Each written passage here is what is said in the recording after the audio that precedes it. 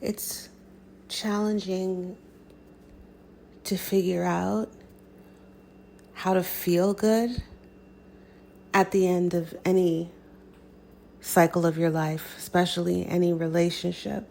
Grief is a struggle, but particularly at the come down of a narcissistic abuse situation, it can feel very bewildering, as I've said before, because you've dealt with a scenario that most people are really not familiar with, right? And so all of the specific nuances of abuse, specifically narcissistic abuse, can make anyone feel completely isolated. And that isolation often leads to all the regular things, right? Anxiety, depression, darkness, self-doubt, and so on. So many other disorders. Among the physical illness that can happen being with a narcissist or entangled in a narcissistic dynamic, emotional, psychological, mental challenges also pop up. So it's really important to care for yourself, because you're the only person that's going to be able to take care of you the right way. Only you truly know what you need. Even when you work with a therapist, outside of narcissistic abuse, any therapist, right? What do therapists actually do? There's a lot of question and answering, right? Same thing with coaches. And ultimately, they are serving as a guide, right? Kind of like what are they called? Like a matador with the red cape, right? They're guiding you to help yourself. Because narcissistic abuse is still nuanced, whilst there's much more content posted on social media, books written than there were 5 or 10 years ago, and so on, it's still a niche subject. So many specialists, not only regular people, but just specialists and such, are still not familiar with the disorder, how deep it is, what it is, the behaviors and their effects on the people that the narcissist victimizes. So all of that said, it's very helpful to have an idea of what you should do in order to feel better, because you don't want to be stuck in that pain forever.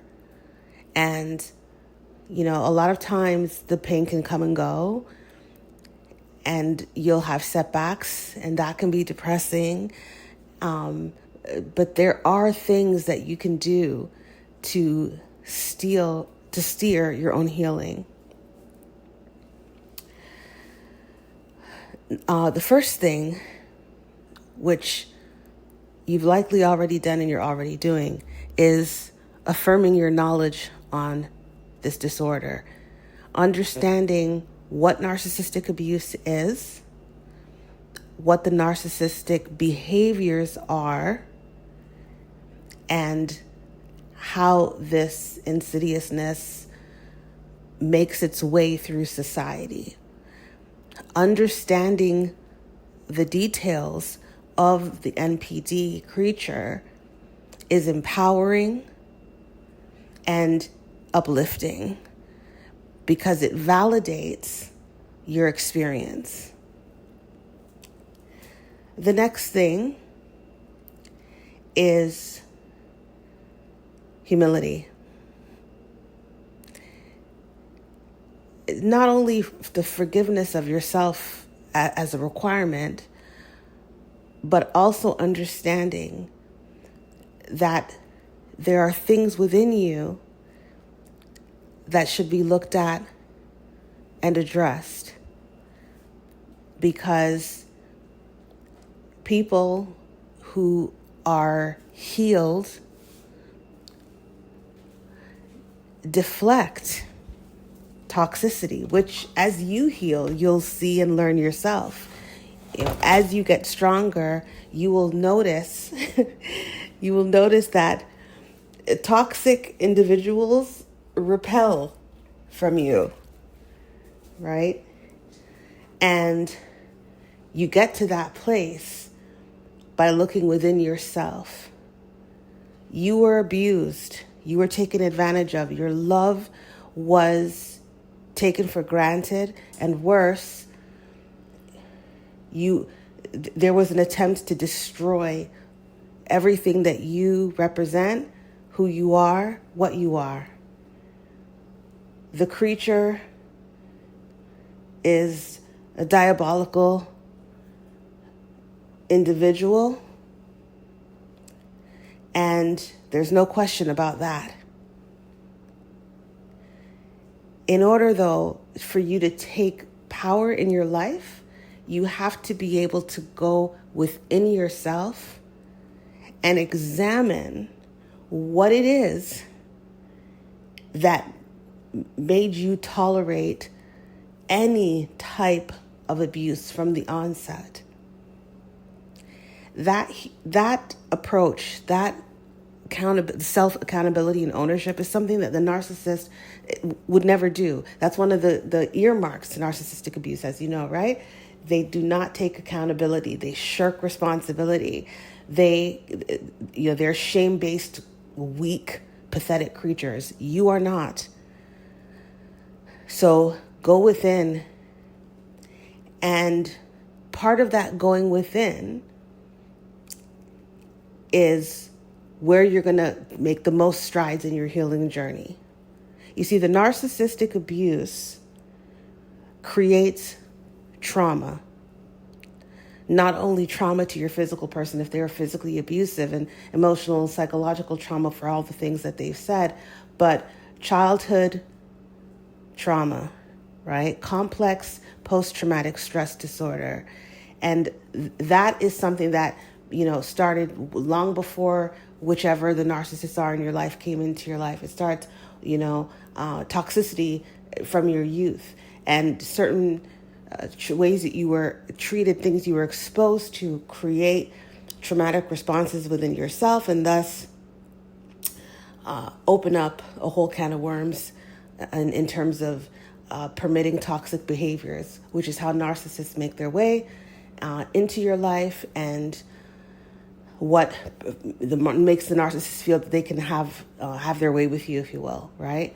So understanding the CPTSD and then doing, Carl Jung's shadow work is where you begin to get stronger, because you're learning about yourself, and not only in ways that you may know yourself very well, but shadow work is a thing that addresses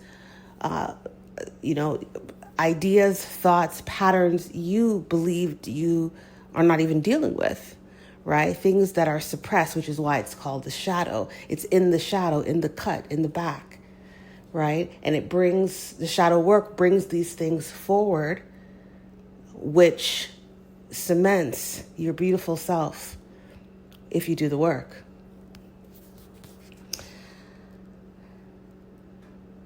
Community is extremely important. I've talked about this in other recordings. If you feel that a therapist is going to help you, it's important that you find the right one.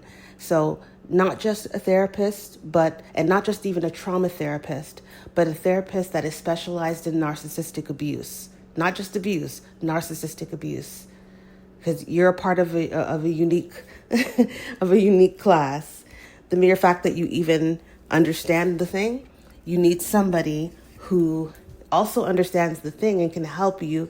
Again, Matador, the tools and techniques that will allow you to break free from the chains of the pain, sadness, depression, of discovered in your shadow work and subsequently of the narcissistic abuse that you've endured. The same thing is, not only a trauma-informed coach, but a narcissistically abusive trauma-informed coach. There's many on YouTube. You can probably search online and find them. I had a coach. Actually, I would say I had several along the way, because I needed to understand what the hell this thing was.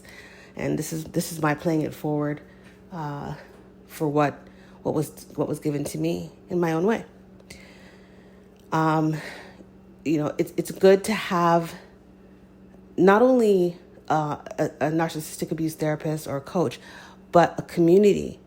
So if you can, whether it be, digital, online, or in person, if you can find a meetup group or, a Telegram, or any online community of other warriors who are freeing themselves from narcissistic abuse, it may sound depressing or intimidating even, or like it might be a complete waste of time. Let me tell you, it is finding community in narcissistic struggle is one of the best things you can do for yourself. Not only does it make you realize that you're not alone, but it's extremely liberating because you're able to hear other survivor stories, and you'll learn over time that all of our stories are very similar. It doesn't matter if the narcissist was a child or a parent or teacher or a boss or colleague or a friend or a spouse, right? Like the stories are so similar, but they're also interesting, again, validating, and the knowledge that you have acquired up to the point of the journey that you're in, you can share it, right? There's an exchange of information. You're in a safe zone. As corny as those sayings are, that's what it's like. You're among other people who, if you know type of thing. They know what you've been through. You know what they've been through. And there's no judgment-free zone. So you can really, gain massive traction in supportive narcissistic abuse, supportive community, right? It's huge. I cannot stress that enough. For me, that was probably and I say not only that as in past tense, but even in present tense, it's why I'm doing this channel, getting together with other highly empathic people and just talking that shit, just talking the truth about what happened is such a liberating feeling. Cannot stress it enough. So that's good. But the other aspect of community, you need to get the hell out of your own head, and you need to get the hell out of your own environment, and you need to get a break from the kids. You need to get out of the house. Like, go do things that are like innocuous, right? So if you're into sports, and you can, you're into bowling or pickleball or, hiking or whatever, go on a trail. If you're spiritual, go to a retreat, go to service. If you're a community person, go ahead, pick up, reignite your community service and go work in the food pantry, or, go help clean up, a neighborhood park or whatever. If you're more into arts and crafts, start writing, singing, dancing, knitting, crocheting, whatever. Because when you're with a narcissist, you lose so much of yourself and the things that make you light up, the things that allow God to speak through you in life, right? These beautiful elements of yourself are dimmed out, smothered out because of the narc. And even though you might be tired, depressed, sad, and simply you don't even want to go. You don't want to go to that convention, or you don't want to go to that event, or you don't want to go to dinner with that person. Go. Force yourself. And I know that sounds extreme, but always remember that wherever you go, you can always leave. Give yourself an out psychologically, right? Okay, I'm going to get up, take a shower, get dressed. I'm going to go out for lunch with my friend, and if I feel anxious or uncomfortable, I can leave after 5 minutes. You don't have to stay there for 2 hours, right? If I go to the gym and I freak out and I get anxiety, I can leave right around. I could turn around and get in my car and leave, or jump on the bus and leave, or whatever your transportation is. So these are some of the things that you can do to start feeling better. We commonly hear about meditation, prayer, somatic healing, which is basically just healing from a body level, right? And other treatments. Journaling is a critical part of the journey because you need to get your thoughts and feelings out there, out of your head, so that you can objectively see what's going on in there and begin to steer. So these are just some of the tips for you to start feeling better, right? Understanding the disorder, being humble enough to recognize what needs to be addressed within yourself so that you can be stronger and prepare in the future to veer off the narcissist, getting the help that you need from a coach, counselor, and building yourself patterns that allow for community in your life so that you can start to reclaim your life. And who knows who you're going to meet in these various exchanges, right? Who knows what's going to happen? The best of you is on the horizon.